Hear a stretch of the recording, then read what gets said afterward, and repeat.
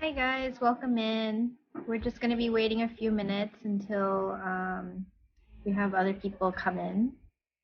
So just get settled down and then we will start a few slides just to kind of give you guys something to read while you wait for everybody to kind of log on and join us.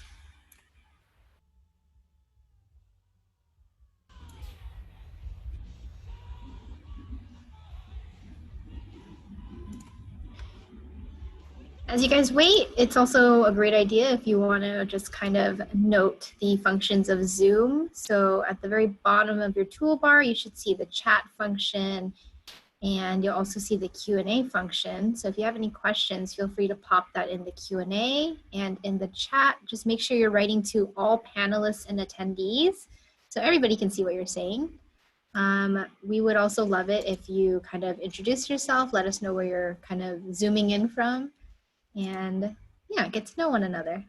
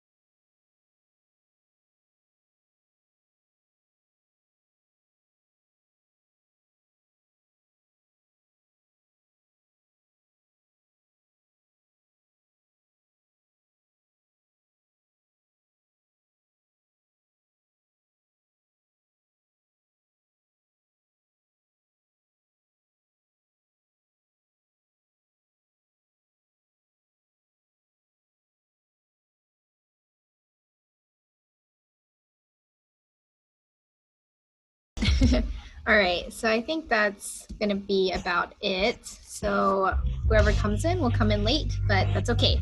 So just to let you guys know, this is our second Shochu Rocks event. Last week we had the wonderful Jamie Mandeville, and this week we have the wonderful Pamela Wiznitzer. So before we jump into everything, I just wanted to give you a quick intro. I am Ida Vong, sake specialist. I work for a mutual trading company, and sometimes I help out with Sake School of America. Our other panelists include, of course, our host Toshio Ueno, Pamela Wiznitzer, and then we also have an instructor, Sachiko Miyagi, with us. So she's just kind of here as moral support and to answer any questions that might pop up. Yeah, so just let you know, we will probably spend about maybe 10 to 15 minutes with a quick intro about Shochu. So Ueno-san will take care of that. And then Pam will have about 20 minutes, so 10 minutes for each cocktail. And then we'll also have a Q&A afterwards, and then a quiz where you could win the Shochu Advisor class offered by Sake School of America for free. So please take notes. Even the most trivial things might pop up. And then we'll have our closing, okay? So I'll just hand it over to Ueno-san. Thank you, everyone, and welcome to our Shochu log with the log star Pamela Wiznitzer, right? And she's been friend with me for like 3 years. She has, such a long history in this, and a lots of hours. And so since 2006, Pamela has been working throughout New York City, and she was, nominated so many things. She was nominated as one of the top 10 bartenders for 2014, 15, 16, American Bartender of the Year, awarded as at the Tales of Cocktail, and was named the 2014 Bartender of the Year by the Village Voice. Additionally, she was named as one of the Food and Wine magazine's top 10 rising star mixologists, and inducted to the Hall of Fame in 2015, yes. And one of Wine Enthusiast magazine 40 Under 40 in 2015. And she's smart.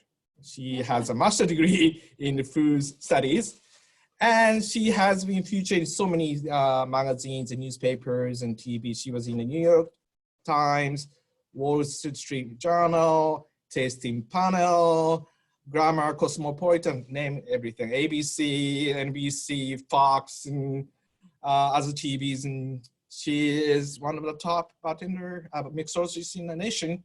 And she's been to Japan in 2016, I believe, and she visited 9 shochu makers. And here is Pamela. Please introduce yourself. Thank you. That was a very kind introduction. I think from now on, I'm going to have you introduce me for anything that I have to do. So thank you for that. This is a huge honor. I full-blown legitimately am a shochu lover. Like, I really was fully converted over when I went to Japan in October, November of 2016. I got to go on a shochu trip with a few other industry professionals and some culinary writers. And I got to visit around 9 different shochu distilleries, breweries, meet a lot of the rock stars that are making shochu, and really understand the culture around shochu and understand why it is the most consumed spirit in Japan, but maybe why we aren't seeing it as often in the United States. I completely fell in love with it. I was drinking it before, but I didn't understand the reverence for it. And it wasn't really until I went there that I understood just how intricate of a process it is to make shochu, the different ways, different methods from what it can be made, which we're obviously going to go over that today. But I loved it, like absolutely just like fell in love with it. So it's really a huge honor to be here. I thank you guys so much for this time. I can't wait to make some drinks and also for everybody to learn all together, which is so exciting. Thank you, Pam. Thank you very much for supporting this promotional event and seminar. Thank you. So now, Pam can relax and then just listen to my boring fundamental on shochu. So it was on second screen. Basic thing that you should know is shochu is a Japanese craft spirit. And it's a distilled spirit, and it has to be made with koji malt, and it's distilled only once by pot still, if you're talking about authentic shochu. And ingredients are, it can be more than 50, but main ones are these 5: sweet potato, barley, rice, brown sugar, and buckwheat. Today we are tasting barley and also a sweet potato. History of shochu is about 500 years old. We believe it came into Japan 16th century. There's a text or record discovered in Kagoshima in 1954. It was the graffiti of two workers renovating the temple, complaining about the monk didn't serve them any shochu. So 2 brothers writer complains under the roof. There is one piece saying, "Oh, the monk didn't serve us any shochu," and it was written 2 names, and it was 1559. So obviously, in those days, shochu was available there. And you can see in this map, shochu is mainly made in Kyushu Island. Kyushu is from the north, Fukuoka, Oita, Saga, Nagasaki, Miyazaki, Kumamoto, and Kagoshima. And also Okinawa, which covers about 77% of the production. And you know, since it's a southern part of Japan, climate is warm and humid. That's why it's really, it's more suitable for distilled spirits than sake. You know, sake mash can be spoiled by, you know, bacterial infection in a humid, warm environment. So that's the reason why, one reason why shochu is made there more than other regions. Another reason is that, you know, we have typhoon every summer, and it will hit Kyushu most of the time, and especially Oita, Miyazaki, Kagoshima region hit very severely, so they cannot grow rice so well. And also, the Kagoshima is very famous for sweet potato because there is an active volcano there called Sakurajima, and it was, you know, it's been about 100 years.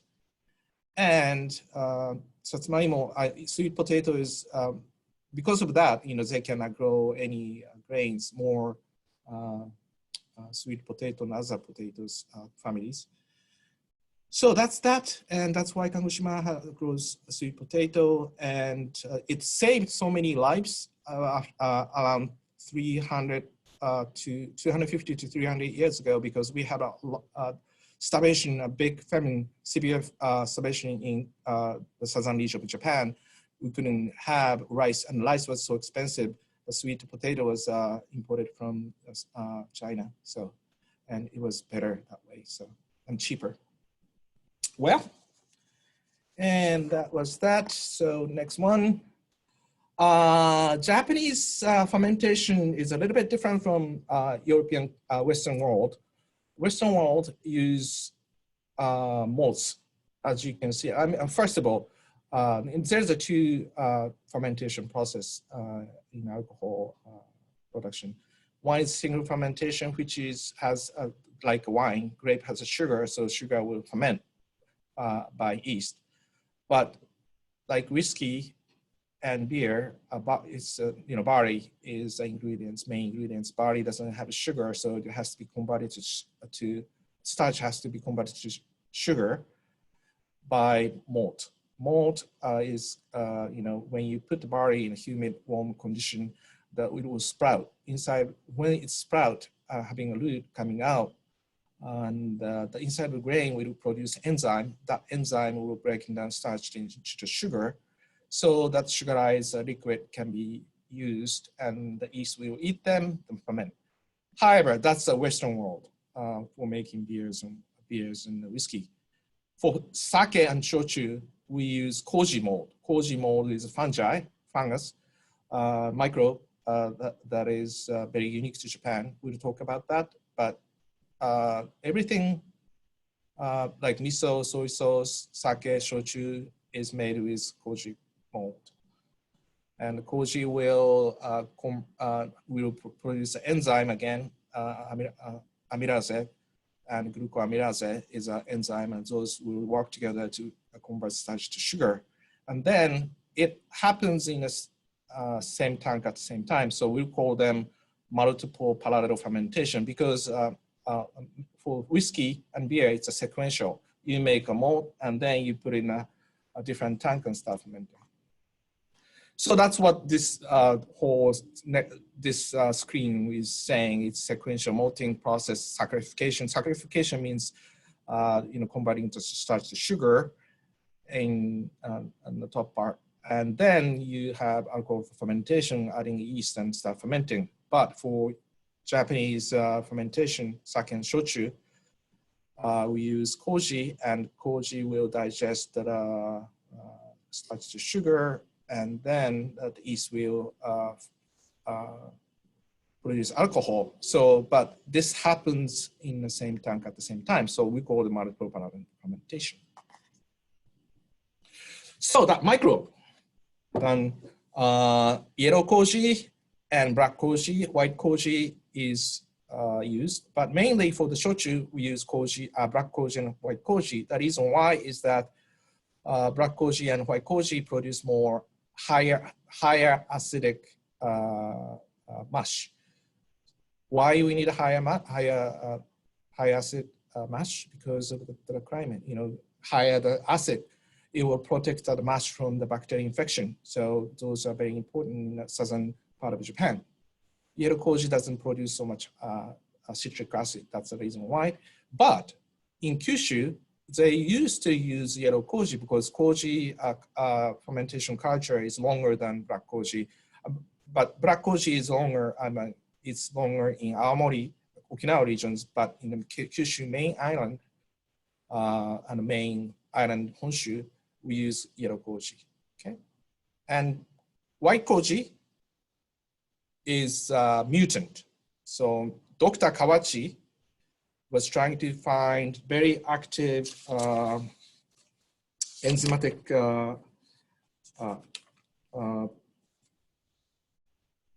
spore, and he found this white mutant, and he isolated itself and made it by itself and become white koji, and it became really popular because it produced cleaner, smooth, lighter, easy to drink shochu.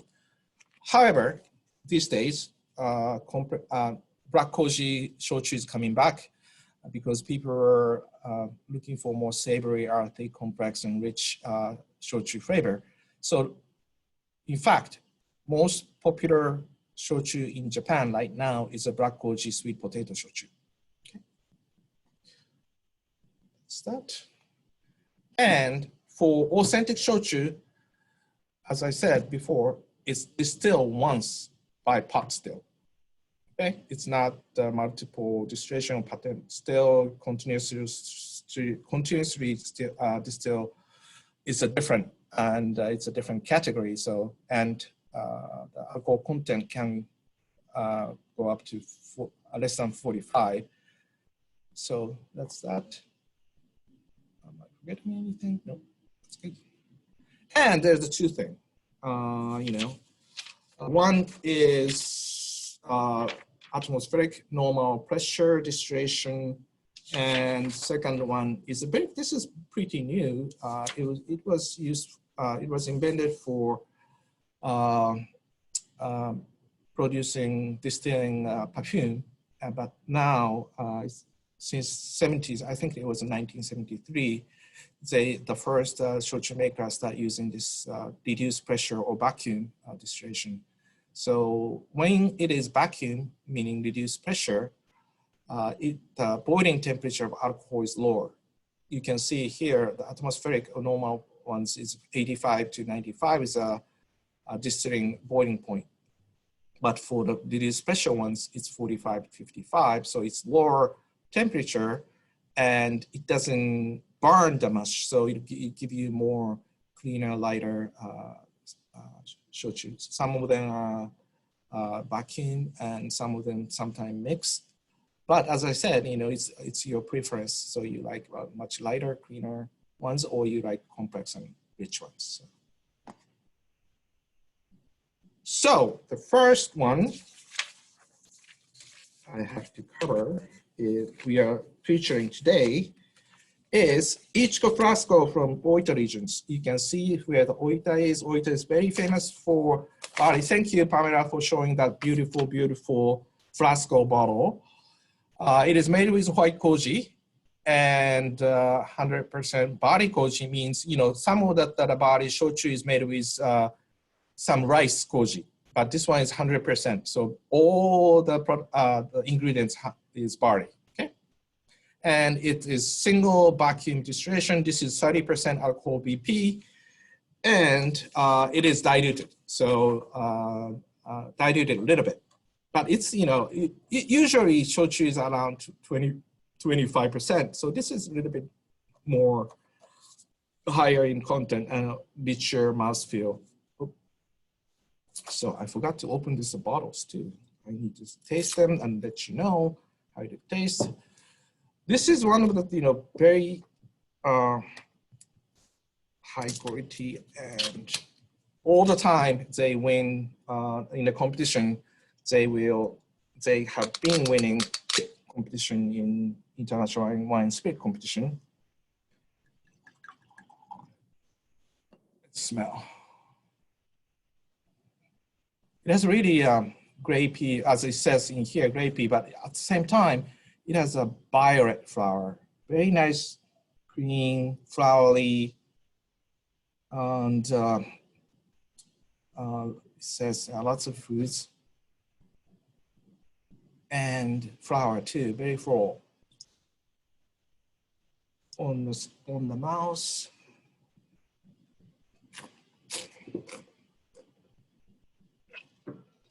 Even though it's a 30% ABP, it's very, very elegant, soft, and very lean, but it has depth to it too. So it lingers your mouth. Very nice finish. And it says here, like pear, like apricots on the palate. Very nice finish. And this is made by Sanwa Shiru in Oita regions, and which was founded in 1958. And that's that, 1958. That's not so old company. It's one of the, because it was, three of the company got together and made Sanwa. San means three, and Wa means peace. So three of the company get together and form this company. So, but this is one of the most popular barley shochu company in Japan, and second largest one in Japan too. It's very nice, and Pam has been there, and she knows about this company very well, and she can tell you about that later. Okay. And this is made with white koji. Okay. And next one. Tenshi no yuwaku, or in English, Angel's Temptation. This is sweet potato and also rice koji. And using white koji spore, it's single distillation, and this is not vacuum, this is normal atmospheric pressure. Aged more than, more than 7 years. Alcohol, ABP is 40%. This is Genshu, undiluted. And this is aged in sherry barrel. I assume it's not Fino, I think, more like Pedro Jimenez or Amontillado. Let me taste this one. It has a color. It has a golden tinge to it, yellowish.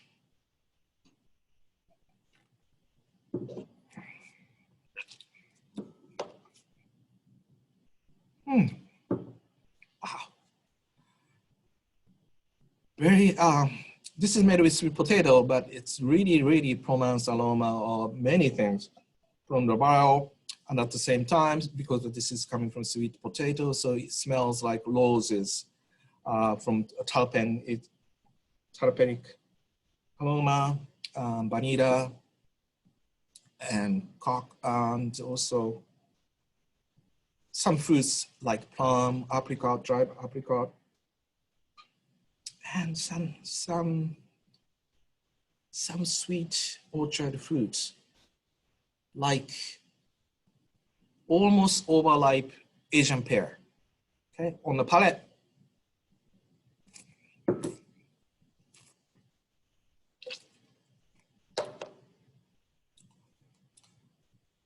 Wow, this is really impactful.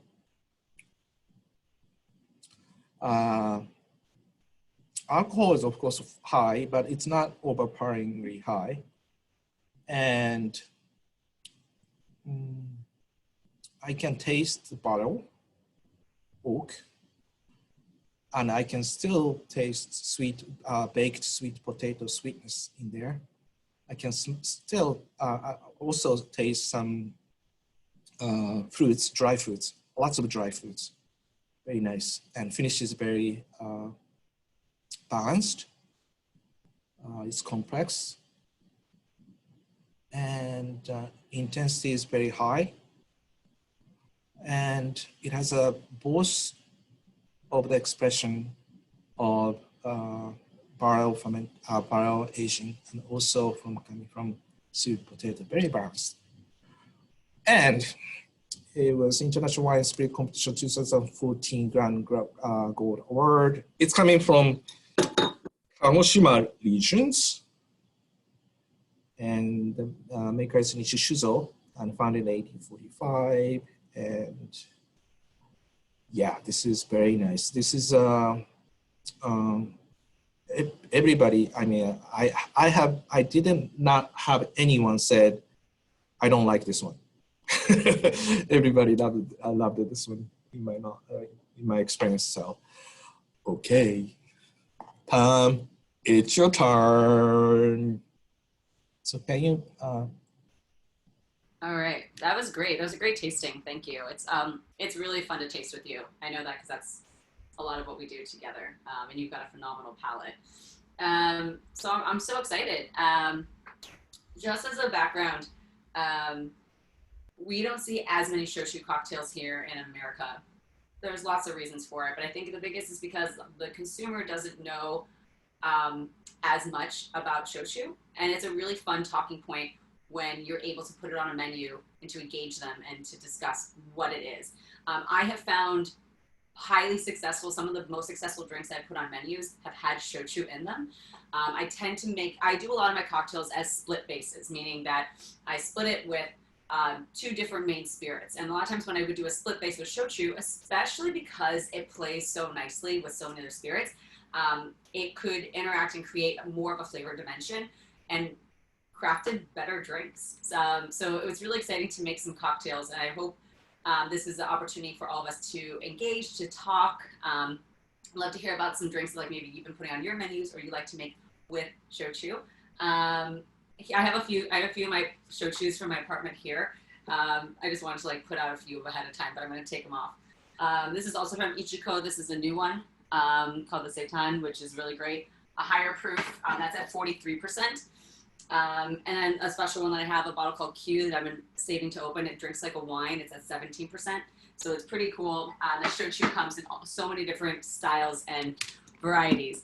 And I guess the other part that's really important to talk about shochu is that you can't just put shochu in a drink and think that they're all going to taste the same. It is not that type of category. It is not that type of spirit. This is not vodka, okay? And I do understand that I want to say vodka has its own complexities, and sometimes you can't sub them out. But more than that, shochu is made differently, the base of them all, the proof level, that you can't just take one, sub one in for another. If you're going to make a drink with it, you really have to taste the shochu first and understand it, understand what it's made from, understand if it's been aged or not, like this one has, in order to use it in a drink. So that's just a big point of clarification right now for all of you. Don't think that this is just throw it in, throw it out, because you will have a completely different cocktail if you ever try to do that. Okay, we're on the same page? Cool. So I crafted 2 different drinks, and I really love this because these are 2 completely different shochus. I'm glad we just tasted them both together. As you can see, they play differently, different proof levels, different complexities, different mouthfeels. And for that, I want to show 2 different styles of drinks, things that aren't out of the realm of cocktails that you can make at home, but with a little bit of extra pizzazz or finesse, if you will. So we're going to do 1 drink at a time. And the first one I'm going to do with the Ichiko, the Frosco, which is really great. So I'm going to pull up this drink here and talk a little bit about the methodology behind it and then show you all how to make it. It's a martini variation. When I first got this bottle and I tasted it, what I really noticed about it was that, first off, it's 30%, so it's 60 proof. So it's lower than an average spirit that we would have here in the United States, okay? Sorry, someone's trying to call me. Sorry about that. So it's a lower proof level, meaning that when you want to use it, you have to be a little bit more careful because it's very, very easy for something like this to get completely lost in your beverage. And I don't want that to happen. I actually want this to be the star of the show. this is so important to stand out. And a lot of times the way to do that is to make a drink that is stirred, because a lot of times with stirred drinks, you're not going to be able to mask things as often, and it also isn't going to disrupt that spirit. I wanted to make a martini variation because, as you saw, there were a lot of like really great like fruit notes that were on there that I really loved, and they're subtle. And I'm not, the texture of it is a little bit softer. As soft isn't a flavor. It's always good to remember that when we have tasting notes and you're like, I taste softness. That's not a thing. Okay. So if you're ever at a tasting and that happens, call people on their BS. Okay. But what you can talk about is texture and feeling of a spirit. And this one is a little bit more subdued on the palate, which means that I want to make a drink that's a little bit more refined. Okay. So making martinis, it's really fun. We're going to stir them. So if you're at home and you don't have a Yari glass like this and you don't have a bar spoon like that, that is okay, because honestly, and I wish I could show you, I have this huge cup over here filled with chopsticks, okay? Not just for eating, but also for stirring cocktails. So I know we all order in food and sometimes we have extra chopsticks laying around. It's a really great utensil to use in order to stir a drink. And you have a leftover soup container, right? Those plastic soup containers, you can use that to build your martini in. So lots of versatility in the way that you can make this drink at home, which is very, very fun. All right, we'll put those back there. All right, so in building this drink, both of these drinks I wanted to acknowledge flavors that I had when I was over in Japan, and a lot of inspiration that I get from the Japanese culture. This drink is kind of inspired by the delicacy of drink. They have such refinement in the ways that they make cocktails. And this one is refinement in that way, but also some other flavors that come from that area. So we're gonna start first with just some bitters. Well, these are tiki bitters, meaning that they have a lot of some exotic flavors. It says cinnamon, allspice, and an island blend. And I like that because it's gonna bring out one of the other ingredients that we have going on in this cocktail. So a few dashes of that, and also will bring out a lot of the fruit notes that we have in the Frosco, which I really love. All right, the next is going to be sherry. So I'm using sherry because, again, the proof level isn't that high. It adds a really great amount of dimension of flavor. It's not gonna be the star of the show, and it's not gonna be too overwhelming. We're only using a 1/4 ounce. Okay, and we're using Fino sherry because it's nice and dry. I don't want to add too much sweetness to this martini. The aim is to, again, enhance the flavors that are in this bottle, not to mask them.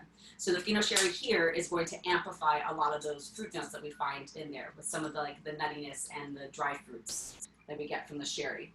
The next is going to be our dry vermouth. So I took the noli prat that I have here, and I infused it. I took some matcha, and just like you would do a pour over coffee, I did like a pour over method with the with this vermouth over matcha, some ground matcha that I have here, your matcha, and I strained it and let it pour over and drip. So it's a drip vermouth over matcha, which is really cool. So as opposed to just putting the matcha in and stirring it up, and I didn't want to do that because I didn't want the actual like, matcha particles in there. It still imparts a lot of the flavor, but it's going to be a little bit more subdued. That's all. And so this is really cool because we have the vermouth, we have like the beautiful florals and the botanicals that are in here, plus we have that little hint of the matcha. If you are caffeine sensitive, I'm sorry, but it's not too much, so it's okay.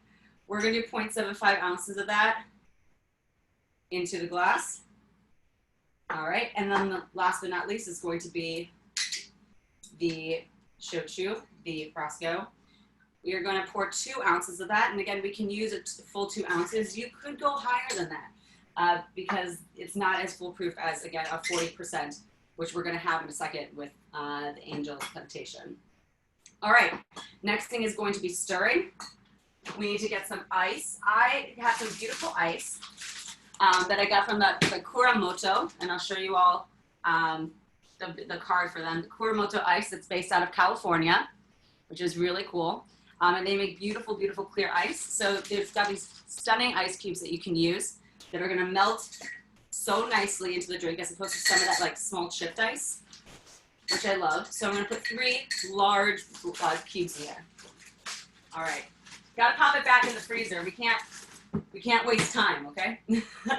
I'm going to get my glass prepped. I have my martini glass here. You can use martini glass or coupe, and we're gonna stir. And the most important part about stirring a martini or stirring a cocktail is ensuring that it is getting the proper dilution and it's getting cold. So I always like to hold it at the base down here, and I like to hold it until I feel it getting really cold. And here's a nice thing with this type of ice is that we can let a lot of it dilute because it's really nice. It's crystal clear ice. We're not using too much of it as opposed to chipped ice. So we can really stir it up a lot more and a lot longer than if we're using some of that like chipped ice that we would get if we go to the bodega, which is where I mostly get my ice when I make cocktails at home. Okay. You can see it's like a really beautiful light green color, okay? Not too intense. Beautiful, perfect. All right, last thing is going to be straining it out. Well, second to last. All right. And I'm gonna bring you all in close. This is why I have this on a rolly cart here. Okay. And just like that, it strains effortlessly into the glass. Beautiful. And then I'm pretty modest when it comes to my garnishes. I just like a simple lemon twist because I really enjoy just some basic oils and acidity to lay and rest on the top of the glass. I don't want anything too fussy here because again, we want to amplify what's in here, the fruit notes, and we kind of want to tie it all together. So we're going to put the oils on top, and then we're going to give it a nice little twist, which is going to lay on there. Hopefully it doesn't fall. And that is going to be it. And it's very simple, not too complex, but just a nice martini variation. That's so simple that you can make it home. There you go. The twist fell in. So that's going to be the first drink. Anyone have any questions? No? Okay, I'm going to take a sip for all of you because I can have this. I'm sorry that you all don't have it. Yeah, I love it. And it's so nice because I love martinis. Martinis might be, oh my God, that's so good. Martinis are some of my favorite things to drink, especially on hot summer days where we're at right now. This is a hot summer day here in New York. Not sure where everybody else is. And what I love about this is that as opposed to most martinis that are going to be very high proof and you have like 2 of them and you're done for the night, this one's lower proof. You could have a bunch of these and be totally fine after. And yes, Evan, that's a great question. Yes, it was unsweetened matcha, and it's the matcha powder, like just the way that matcha comes. So it's unsweetened, and I just use 1 bar spoon over a filter, like a coffee filter that you would use, and then I pour the vermouth over that. So really easy. Again, something that's so easy for you to make at home. And the other cool thing about this drink is that you can pre-batch this. So if you wanted to make this at home, you could pre-batch this all into a bottle with a little bit of dilution, and it's ready to go in your fridge. So this is a drink that kind of lasts and stays. I love it. I'm going to put this to the side, though, while I make the next drink. And at least I have one to sip while I'm making your next drink. Your next cocktail. Okay, I'll have one more sip. Okay. That is so good. All right, so it's still hot, and it's summertime. And when I go eat out at restaurants that offer shochu, I swear to God, this is my order.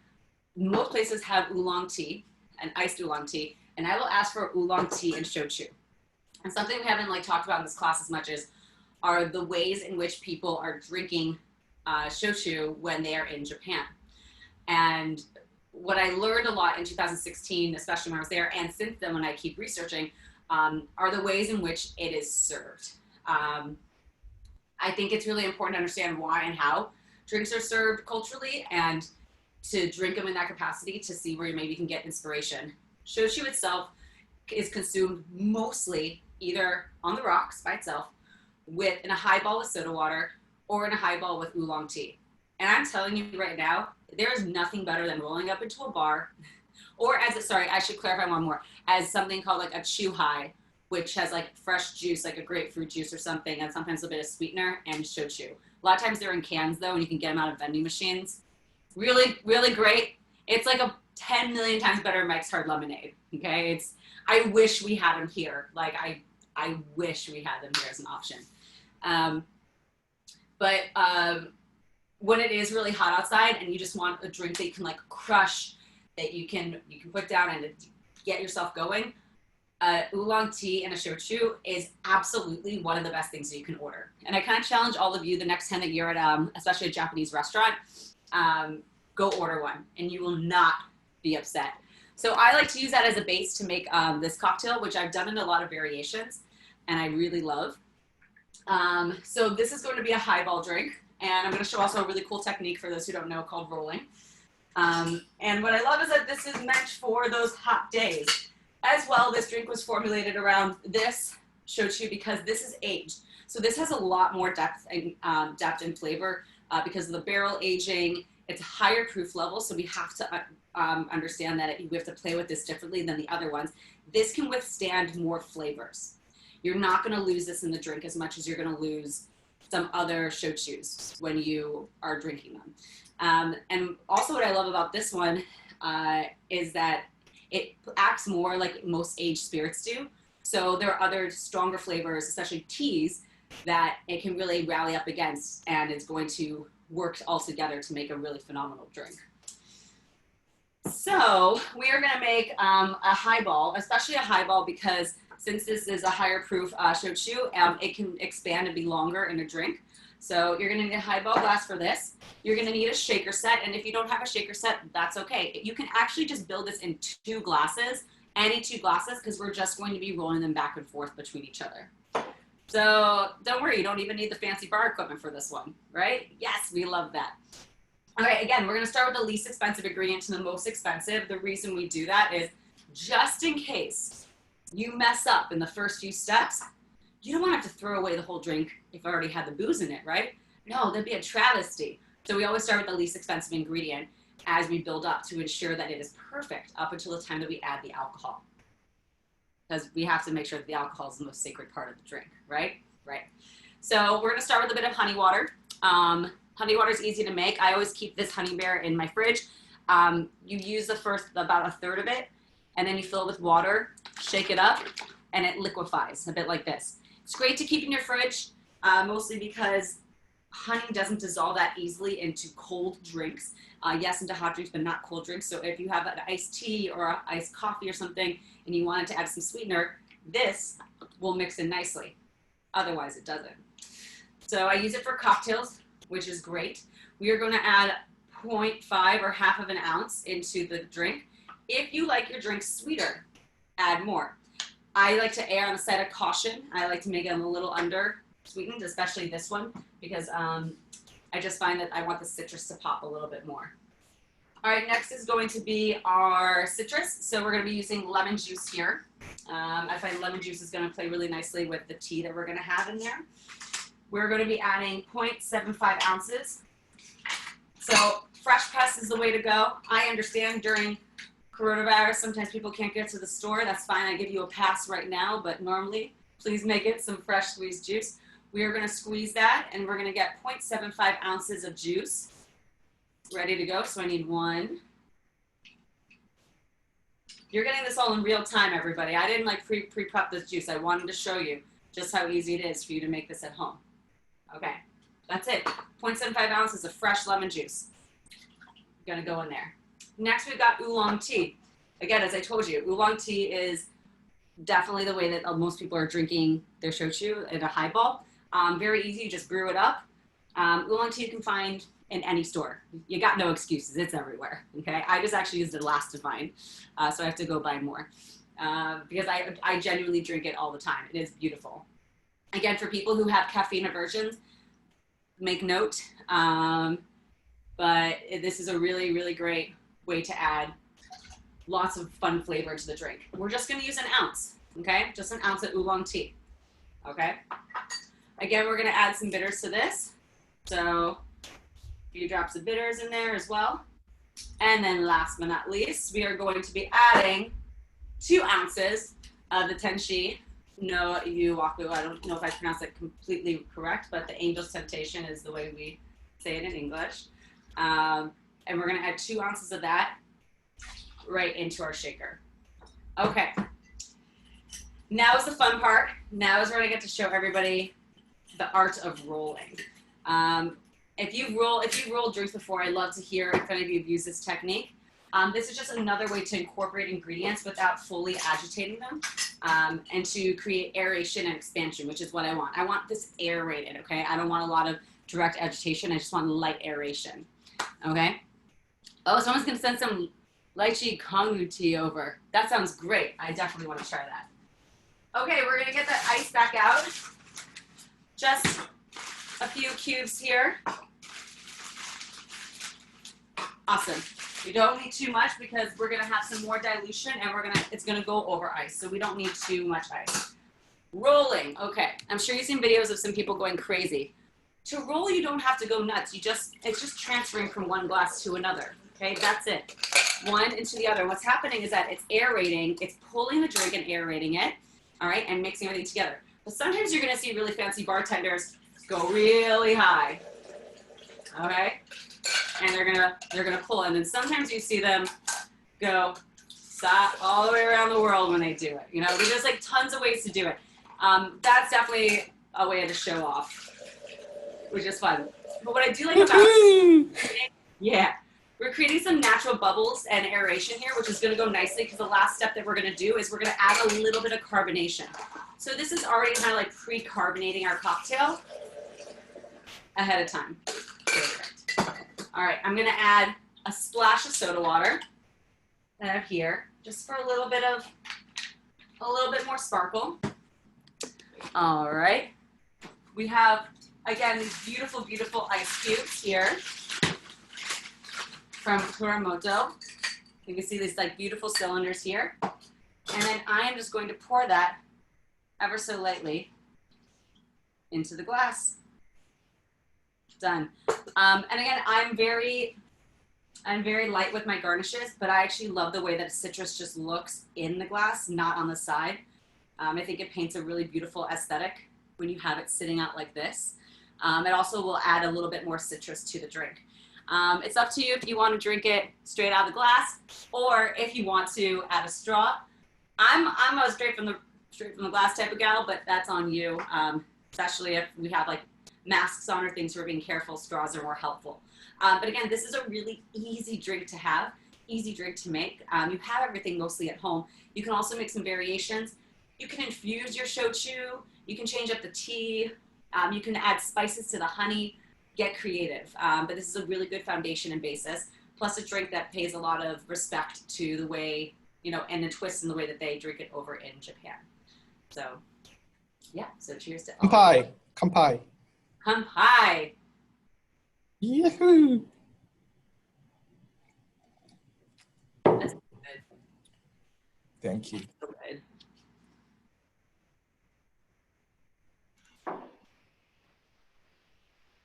Wow, that was amazing. Thank you so much, Pam. Oh my God, are you double fisting your drinks? Wow, yeah, I really loved the tips that you gave us with the rolling. Like, you know, we don't have to have the crazy, you know, bar equipment to have a good cocktail, or kind of incorporate those fun kind of cocktail moves, Yeah. you know, for the everyday person. Well, yeah, your family picnic, you know? Yes. You guys got to start practicing the around the world and, you know, rolling for your family. Yeah. We've got some time, so keep practicing. Yes. Yeah, great. Does anybody have any questions so far? I think everybody is just amazed by how cool you are and how those cocktails look super refreshing and delicious. And the presentation is beautiful as well. Thank you all so much for watching. All right, so I think we're gonna spin it back to Ueno-san and let him talk about the quiz.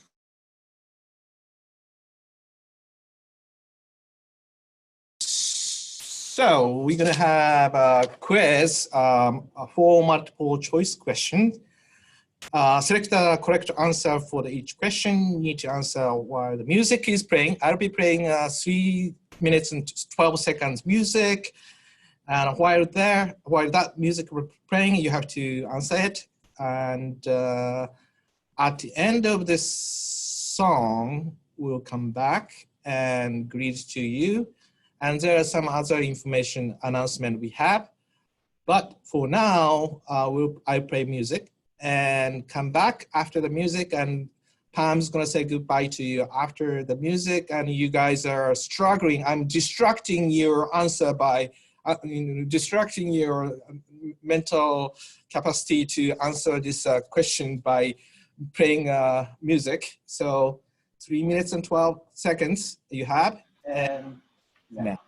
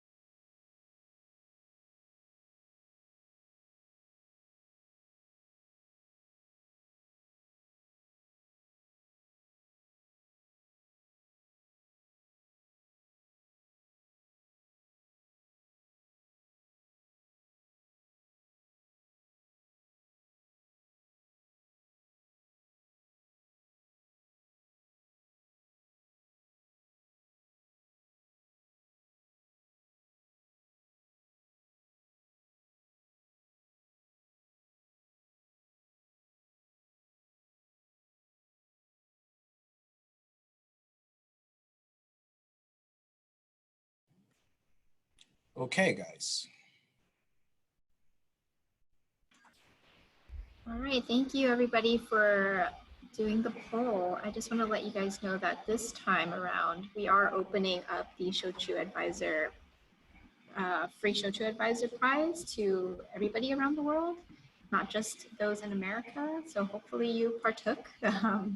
We'll be having the winner announced on our website later today. We'll also reach out through email. But yeah, I'll hand it back to Ueno-san. Well, Pam, I want you to tell the audience the final words from you that, most of them are in Japanese food and restaurant industry, and also some of them are in bar, and some of them are mixologists attending this session. So one word or a few words for them. Thank you. First off, thank you for letting me share space with you all today. I really appreciate it a lot. It means a lot, especially as somebody who is not of Japanese culture and descent, but somebody who has spent a lot of time learning about it and has a lot of respect for it. So I very much thank you for that. I guess the other thing is obviously right now, as we're coming out of, the COVID shutdown, COVID-19 shutdown, it's really important that we keep focus on the authenticity of the spaces in which we're working, what it is that we're trying to deliver, and what is the guest experience we're trying to create for them. You don't have to create the fanciest of the fancy things. You don't have to have the greatest, necessarily the most high-end, insanely priced food, but what you do have to have is an understanding and appreciation of the food and the drink and from where it comes, and that you're constantly telling that story, and that everything that you're doing has a purpose. And if you're making a drink or you're making a food without purpose, there's no point in making it in the first place. So think about a memory, think about an ingredient, think about a time and a place, and invest that into the food that you're making and tell a story with it. Because the more that you do that, the more connectivity people have to your spaces, and the more likely they are to remember what it is that they're eating and drinking and want to come back and revisit. So consider that. That's how I craft everything. And I just thank you all again, and best of luck as we keep reopening our spaces. Thank you, Pam. I can thank you enough for what you have done today, and I appreciate what you said and what you are, and I learned from you, and I will see you maybe next year at the, she's a spirit judge for San Francisco, and I met her there too, and I know her from the magazine she was in, introducing Shochu cocktail, and Jamie was my friend before, and she's like, oh, Jamie, and Jamie was like, oh, Pam is in that at the magazine, and I'm like, oh, meet her sometime, and coincidentally, I was in the spirit competition, and I was like, she's like, yeah, we know each other in book. I know, I feel like we were both there the same year, like as Yeah. you judges, and we're just like, oh, we went like this. We're like, I know who you are. I know.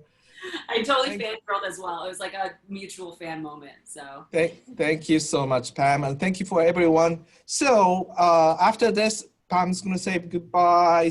Already said goodbye. So and then we're gonna have, before showing all the answers to the questions, there is an important announcement, like Discovery Channel is looking for contestant for Master Distillery, the Master Distillery's sessions. They're gonna have a series in Discovery Channel. So they're looking for like 3 people, and one requirements are you don't have distribution yet. So if you know someone who wants to challenge in this contest, let them know. And another information is our future Shochu Locks events. And also after that, and announcing, the winner from last time. And we have another screen showing you the next our certified classes from Sake School Mega. So enjoy the music. I have a music for Pam, and where is that stuff? thank you. Yeah. I was thinking about you and I chose this music. Kind of old, but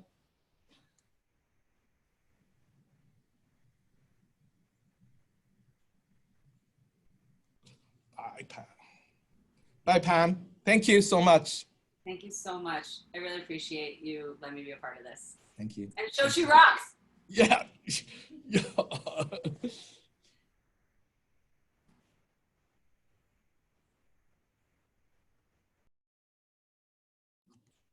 Pam, you can go now. If you want to stick around, that's fine.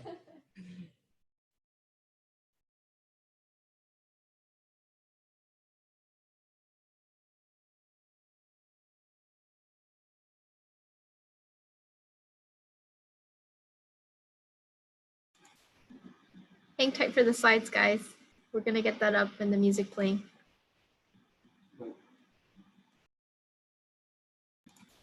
As Ueno-san gets that up, I'm just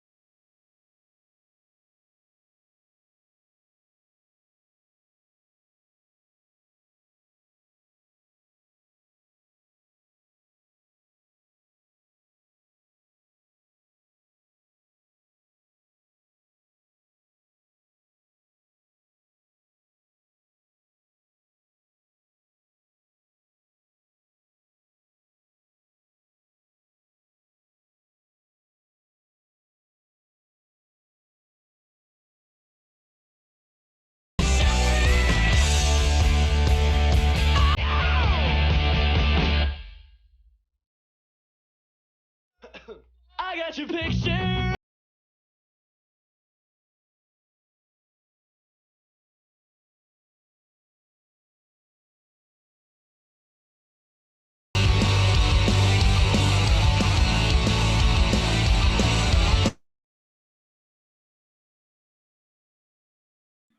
All right, thank you guys all for coming. Like I said in the chat, we do have Shochu Rocks events in the next coming weeks as well. You can find that at our website if you're interested.